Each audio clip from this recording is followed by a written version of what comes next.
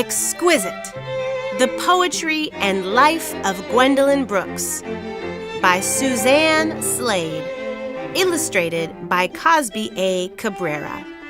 Narrated by me, Eve L. Ewing.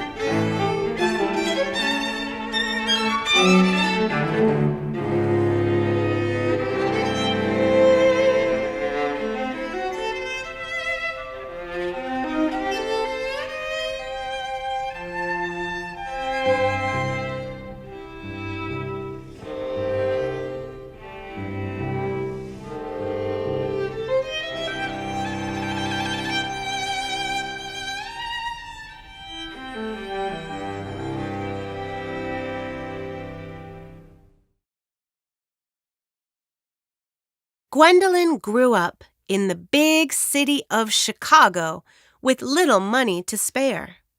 Yet her family owned great treasure, a bookcase filled with precious poems. Each night, her father read fine poetry aloud, passionate and proud. Nothing sounded sweeter to Gwendolyn than father's deep voice reciting the rhythmic words. Gwendolyn memorized those lines, fine words in time, to share with her big, hugging aunts. When she was 7, Gwendolyn began arranging words into poems of her own.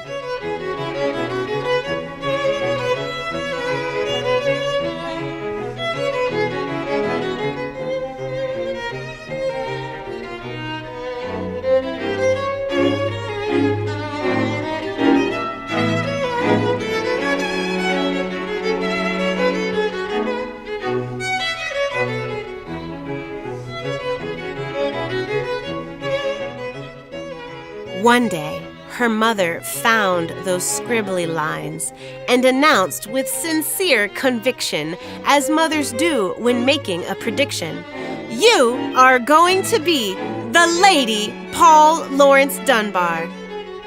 Gwendolyn beamed. He was her favorite poet. Gwendolyn loved to sit on her big back porch with colorful clouds dancing overhead and dream about her future. I was at my happiest sitting out on the back porch, to sit there and look out at the western sky with all those beautiful, changing clouds and just to dream about the future, which was going to be ecstatically exquisite like those clouds.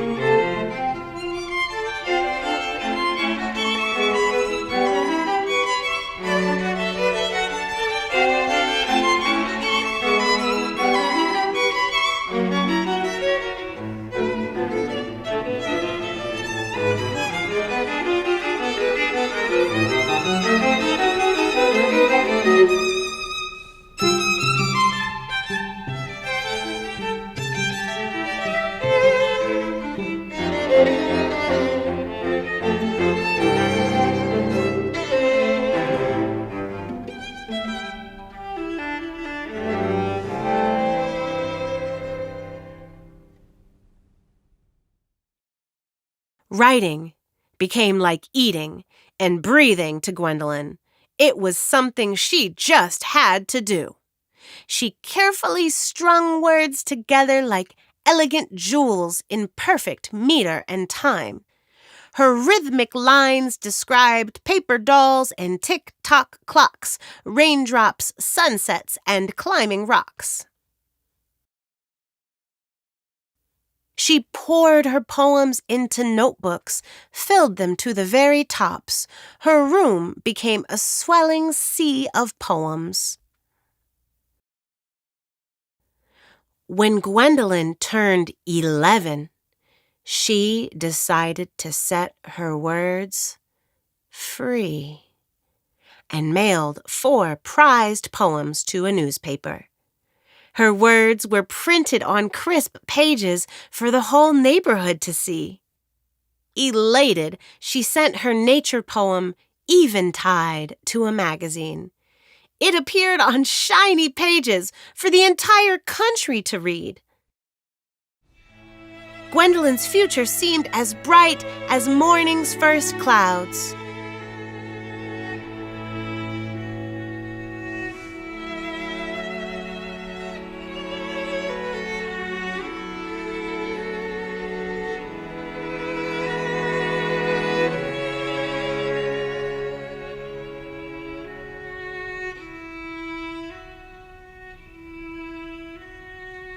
But then, a terrible storm blew in, the Great Depression. With too few jobs for too many workers, her father's pay was cut in half. Dinner each night was the same: beans. Hungry for food, yet more hungry for words, Gwendolyn kept writing.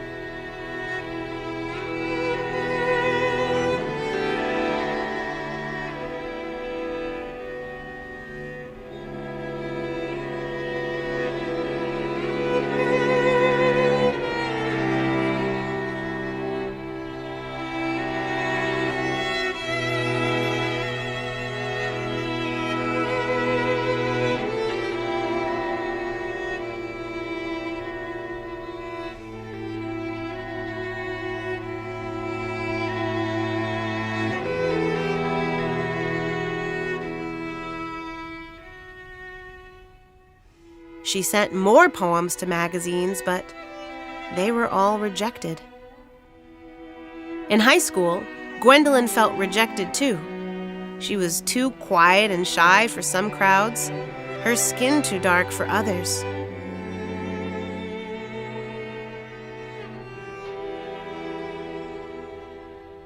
Every year she tried a different school, all white, all black, and a mix of both. But she didn't seem to fit in anywhere. Gwendolyn felt invisible. But when words flowed from her pen, she became invincible. So she spent more time than ever writing, exploring new ways to express her ideas. She even wrote a history report in rhyme. Her paper earned an A and a note from the teacher that said to keep writing.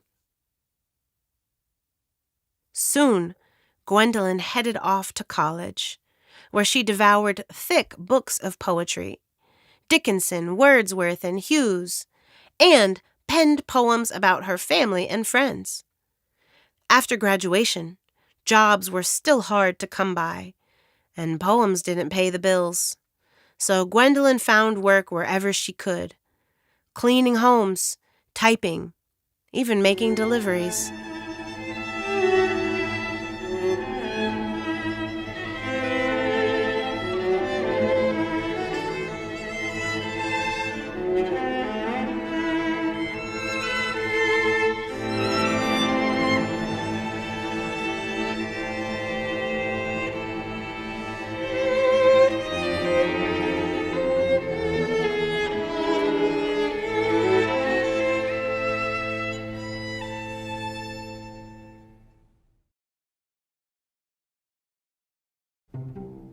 Then along came Henry, a handsome man who adored poetry too. The two married and squeezed into a tiny apartment in a black neighborhood where they were supposed to live. A year later, baby Henry arrived. A busy wife and mother, Gwendolyn continued to write. She took a poetry class at night, where she studied modern poems with different length lines, unpredictable meter and time.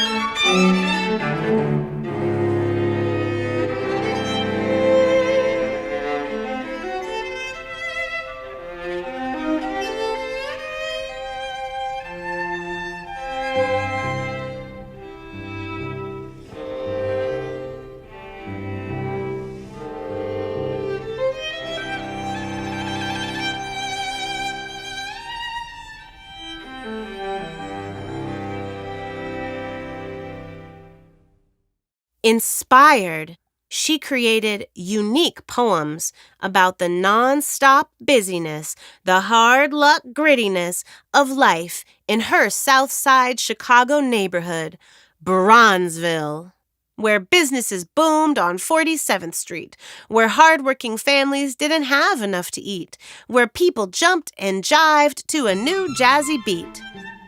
And Gwendolyn kept polishing her words until they sparkled like silvery summer clouds. I am proud to feature people and their concerns, their troubles as well as their joys. Eventually, one of her poems won a contest, then another and another.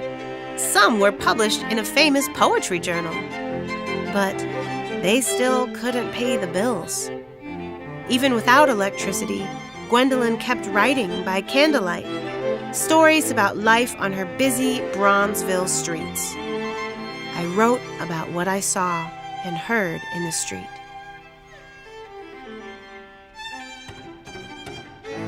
And she kept dreaming about a future that was going to be exquisite.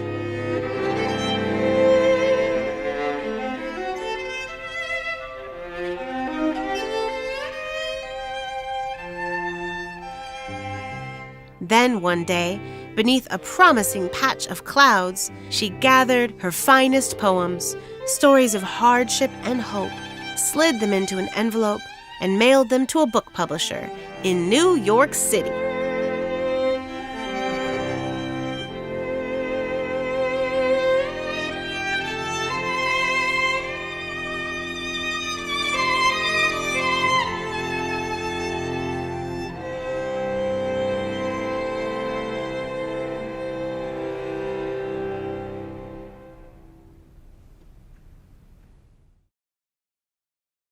Then she waited and worried and wondered, would they like stories about people in her neighborhood? Soon, a letter arrived.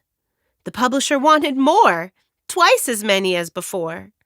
So Gwendolyn composed poems in different forms, free verse, ballads, sonnets. She wrote about brave soldiers like her brother fighting for a country that didn't give everyone equal rights. She wrote about a poor man named Satin Leg Smith who fancied fine clothes. She wrote about understanding your identity, who you are on the inside.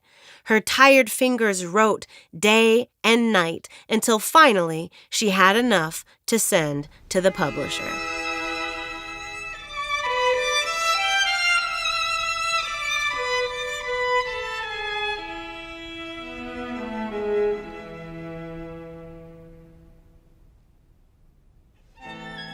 Before long, another letter arrived.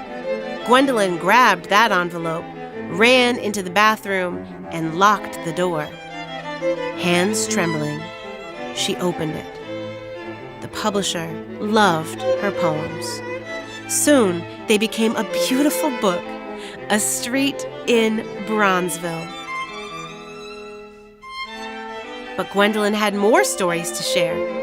Important stories about a young girl growing up, getting married and starting her own family in a city where people judged others by the color of their skin. Those powerful poems became her second book, Annie Allen. Gwendolyn's words drifted into the world like bright, brilliant clouds. Her poems helped people better understand others. They encouraged people to take a closer look at themselves. They changed the way some people thought and acted. But even 2 books couldn't pay all the bills. Money was tighter than ever. Yet everywhere she looked, Gwendolyn saw more stories that needed to be told. So she kept writing. Then, one cloudy day in May, Gwendolyn's electricity was turned off again. Suddenly, the phone in her dark apartment started ringing. Was it another bill collector?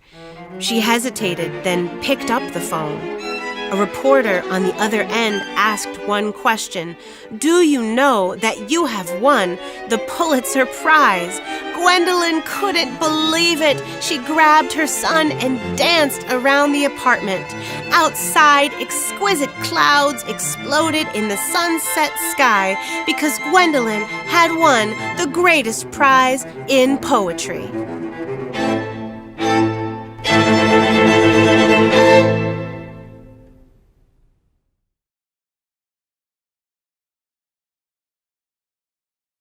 Clouds, written by Gwendolyn Brooks at age 15. Oh, when I look into the sky and see those quiet clouds, now all arrayed in fleecy white, now dressed in colored shrouds, it seems I cannot draw my eye from that rich heaven land, and drinking in the wide expanse, I, filled with rapture, stand. Unheedful of my transfixed state, they float serenely by, those stately clouds, calm sentries of the sky. How can I fear to leave the earth when heaven holds this glow? Cloud-colored happiness and peace await me there, I know.